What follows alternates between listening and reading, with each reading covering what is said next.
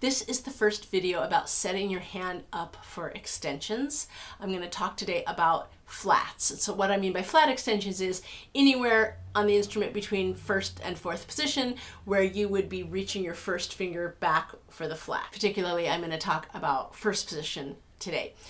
So I'm going to show you how to do the exercises. You can download the PDF about them. There's a lot of information on that, but I'm going to give you some more information here. First of all, basic setup. You want your thumb in the middle of your hand, underneath your second finger or between second and third. And the idea of this is that your first finger is really far away from your second finger, right? The fingertips are really far apart because we're on a diagonal here. This is, jokingly, I call it the cellist's secret handshake. I like to put my second finger and my third finger kind of resting on my thumb, and my fourth finger is in there. And the idea here is I'm thinking that those three fingers are really relaxed. They're not going to be bunched together when you play, but we want to keep them feeling like they are a unit. This is really far away from the rest of your hand. And one way that I like to try this setup is by taking this first finger and pointing it back over my shoulder, almost like you're pouring a bottle of water or maybe a shaker of salt, shaking it down in back of you, in back of the head of the cello. And there's a reason why I'm doing this. And you'll notice what's happening is that as I'm doing this, my elbow's coming forward. And in fact, another way to think of that is if I move my elbow forward, my hand comes back. My first finger in particular points back when I move my elbow forward. And what I'm doing here is I'm using the shoulder joint, I'm using the muscles in the shoulder and in my upper back to move my elbow forward, which sends my first finger back. Okay, so that kind of pouring something over your shoulder motion is a really important part of what we're gonna do here.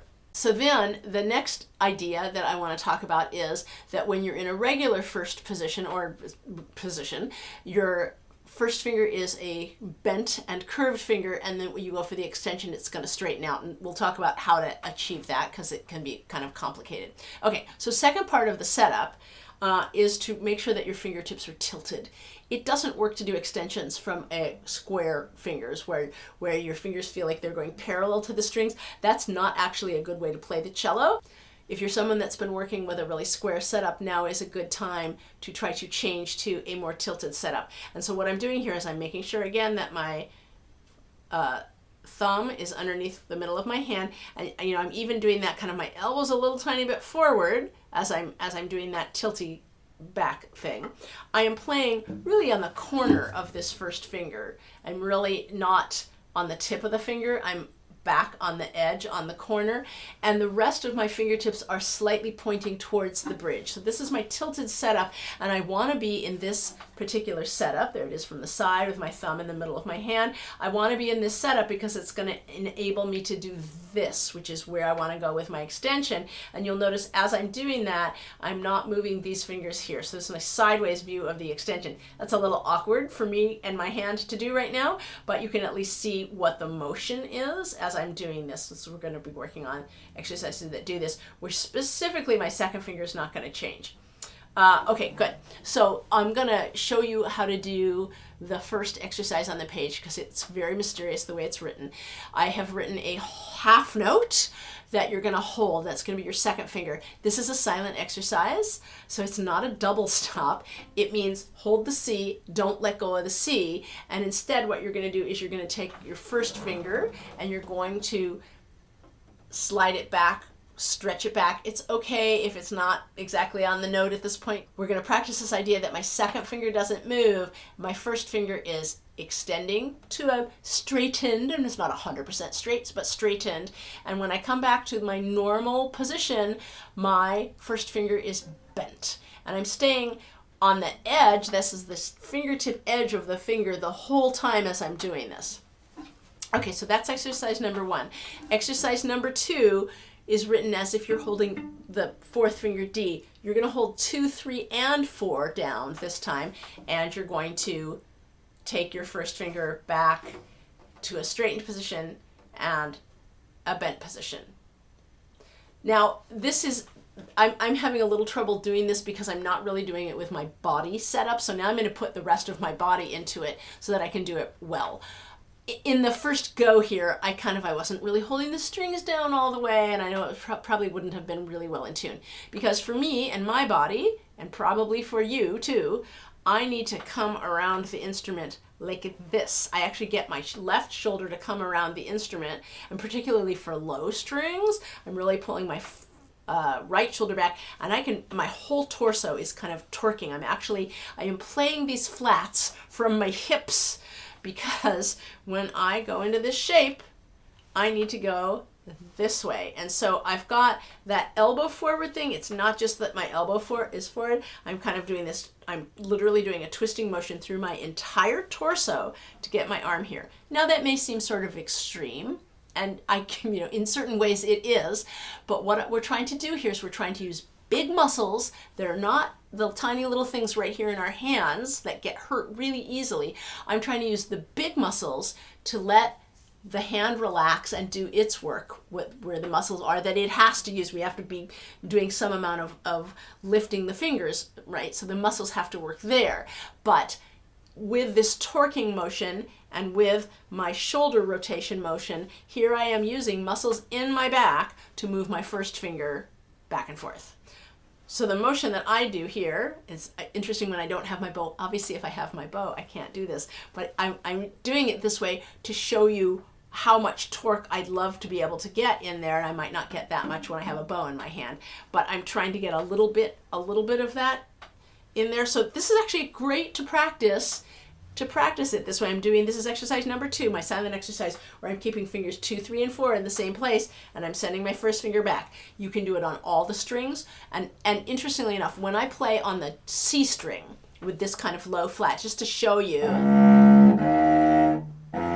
that is so the maximum my hand can reach. I cannot reach an octave. So D flat to F, that's my total maximum stretch that I'm going to have. I can't even look. I'm just sunk if my music's on the left. I play with my music on the right for this specific reason. Like, I literally can't look over there because I'm torqued so far this way. And actually, when I play on the C string, it's sort of helpful to pull my right shoulder back a little bit for the bowing. So I'm really, really crawled under the instrument. My finger is sort of poking into my neck back here, but that gives me a little bit of the ease to be able to play this. It's never going to be super easy, but I'm not going to hurt myself this way. Another thing that's really interesting, I'm going to take my hand off and leave my thumb where it is. I want you to see where my thumb is. I think that's visible. My thumb is touching the fingerboard. It's like nowhere near the bottom of the neck where we think that we keep our thumb. That's where my thumb is.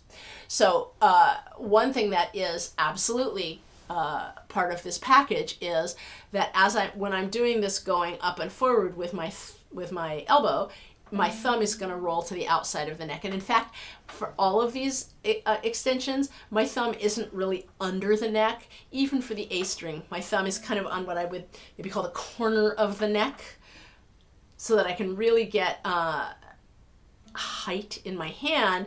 As soon as I pull my thumb down, my hand gets too low and I can't actually get it on top of the strings in order to be able to do this. And the other thing is that the thumb wants to be light and relaxed, and then you have to be sitting down at the instrument. So you get your elbow forward, and then you have to have some amount of weight coming down. Breathing helps to breathe down to get your arm to sit down onto the string. Making sure you're not holding your shoulders up in the air while you're doing this, that it's an elbow up and forward, not a shoulder up and forward. Okay, so then I'm going to show you exercise number 3, I think it is at this point. I'm a little bit losing track. And this one, it will seem more like a normal exercise for extensions, where you're going first finger to second finger, and then back.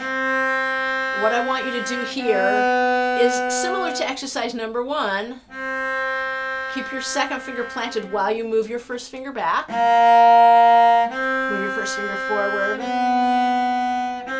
Hold my second finger.